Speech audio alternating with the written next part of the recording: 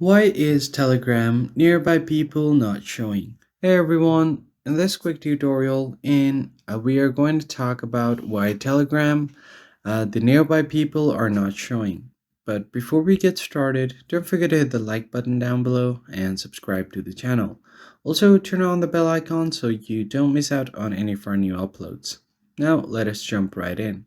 So uh, right before the recent updates, you used to be able to see nearby people on Telegram, but recently they have disabled this feature because of various reasons.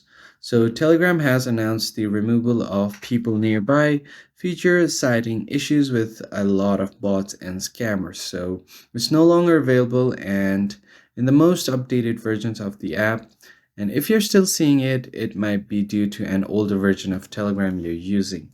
So, Telegram has officially removed the feature of people nearby because of the potential scams that are happening and to combat the bot activity. So, in the replacement feature, Telegram is reportedly focusing on a business nearby feature instead, which would highlight legitimate business in your area.